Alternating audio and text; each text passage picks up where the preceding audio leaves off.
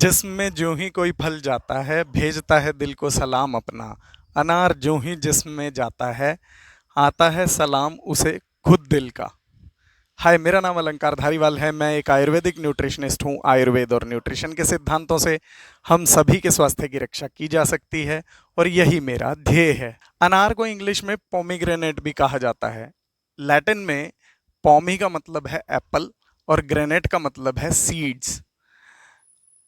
क्योंकि ये जो है एप्पल की तरह लाल होता है और इसमें खूब सारे सीड्स भरे होते हैं, इसीलिए इसे ये नाम मिला है। इसी के बारे में एक इंटरेस्टिंग फैक्ट ये भी है कि ग्रेनेड नाम का जो बम होता है उसको भी ये नाम इसी फल से मिला है। और जिस तरह से ग्रेनेड लोडेड होता है उसी तरह से पोमीग्रेनेट भी एक न्यूट्रिएंट लोडेड फ्रूट है। तो क्या डायबिटीज पोमीग्रेनेट यानी अनार को खाया जा सकता है? आइए इस पर बात करते हैं। तो बात करते हैं इसके ग्लाइसेमिक इंडेक्स की। इसका ग्लाइसेमिक इंडेक्स जो है वो 53 होता है, जो कि लो ग्लाइसेमिक इंडेक्स में कंसीडर किया जाता है। बात करें इसके ग्लाइसेमिक लोड की, तो इसके 100 ग्राम में लगभग 19 ग्राम के करीब कार्बोहाइड्रेट होता है। और अगर इस लिहाज से कैलकुलेशन की जाए तो ये 10 और 11 के बीच में इसका ग्लाइसेमिक लोड आता है, जो कि आप उसे हाई की तरफ मान सकते हैं। अब क्योंकि इसका ग्लाइसेमिक इंडेक्स भी वैसे तो वो लो है, लेकिन वो हाई की तरफ का लो है और साथ ही साथ इसका ग्लाइसेमिक लोड भी ज़्यादा की तरफ आता है। तो इस लिहाज से देखें तो हमें इसे डायबिटीज़ में अवॉइड करना चाहिए। लेकिन हम फूड्स को जो है ग्लाइसेमिक इंडेक्स और ग्लाइसेमिक लोड के हिसाब से ही नहीं देख सकते हैं, बल्कि हमें उसे एक और पॉइंट ऑफ व्यू से देखना होगा, जो कि है न्यूट्रिशन। अगर आप ठीक तरीके से डायबिटीज़ को देखें तो डायबिटीज़ में जो बेसिक प्रॉब्लम हो रही है वो है न्यूट्रिएंट्स की कमी। और अगर उस लिहाज से देखें तो एक न्यूट्रिएंट डेंस फूड को सिर्फ ग्लाइसेमिक लोड और ग्लाइसेमिक इंडेक्स के बेसिस पे छोड़ना समझदारी नहीं लगती है। अगर हम ग्लाइसेमिक इंडेक्स को ठीक से देखें तो क्योंकि ग्लाइसेमिक इंडेक्स फिक्स्ड है, उसका हम कुछ नहीं कर सकते हैं, वो अनकंट्रोलेबल है। लेकिन ग्लाइसेमिक लोड की तरफ अगर हम देखें तो हम जानते हैं कि उसे हम कंट्रोल कर सकते हैं। अगर हम पोर्शन साइज को आधा कर दें, यानी कि हम 50 ग्राम की मात्रा अनार की कर दें, तो उसका ग्लाइसेमिक लोड भी घटकर आधा हो जाएगा, जो कि परफेक्टली सेफ होगा। और आप इसी तरह से 50 ग्राम तक की मात्रा तो बिना डरे इस फ्रूट की ले सकते हैं।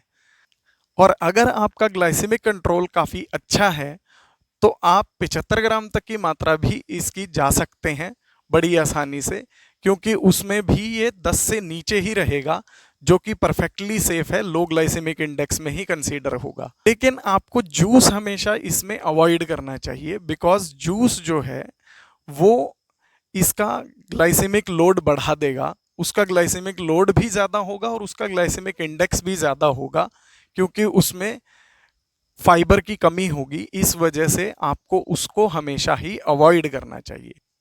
एक और फैक्ट की बात करते हैं कि अनार में जो एंटीऑक्सीडेंट्स का लेवल है वो ग्रीन टी या रेड वाइन से भी लगभग 3 गुना ज़्यादा होता है।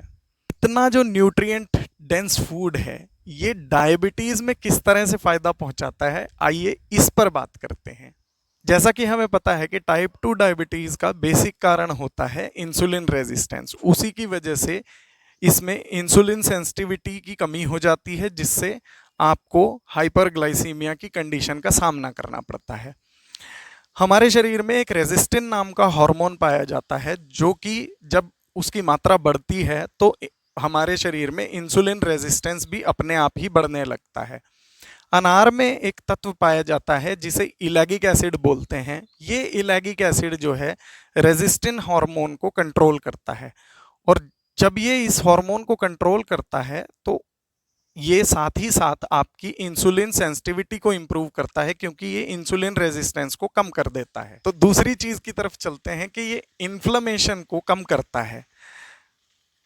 हमें पता है कि डायबिटीज में इंसुलिन रेजिस्टेंस और शुगर के बढ़े होने की वजह से खूब सारा इन्फ्लेमेशन शरीर के अंदर होता है। इस तरह से आप डायबिटीज़ को एक इन्फ्लेमेटरी डिजीज़ की तरह देख सकते हैं। अनार में पाए जाने वाले बायोफ्लेवोनॉइड्स और विटामिन सी जो हैं वो बहुत अच्छी तरह से इन्फ्लेमेशन को कंट्रोल करते हैं, जिससे कि इन्फ्लेमेशन को कम किया जा सके। तो इस तरह से ये इन्फ्लेमेशन को कम करने में हमारी हेल्प करता है। डायबिटीज़ में मॉर्टेलिटी का जो सबसे बड़ा कारण है वो कार्डियक कॉम्प्लिकेशन ही है।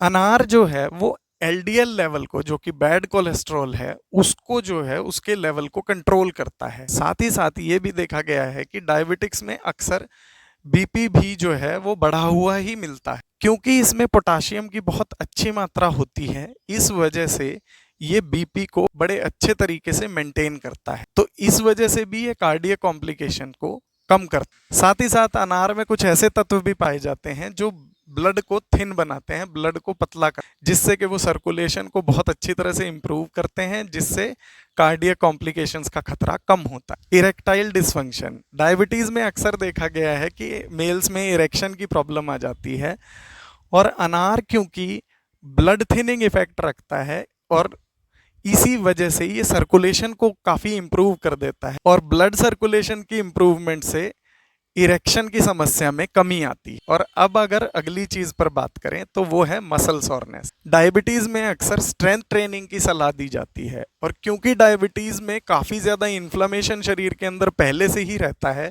तो जब कोई मसल स्ट्रेंथ ट्रेनिंग पर ध्यान देता है तो उसके शरीर में सोरनेस और एकिंग की प्रॉब्लम आने लगती है। लेकिन अगर आप इसे प्री वर्कआउट स्नैक या पोस्ट वर्कआउट स्नैक की तरह अनार को इस्तेमाल करें तो आपकी ये समस्या काफ़ी हद तक कम हो जाती है। इस तरह से अनार के फायदे जानकर हमें ऐसा लगता है कि अनार तो डायबिटिक्स के लिए ही स्पेशल बना हुआ है।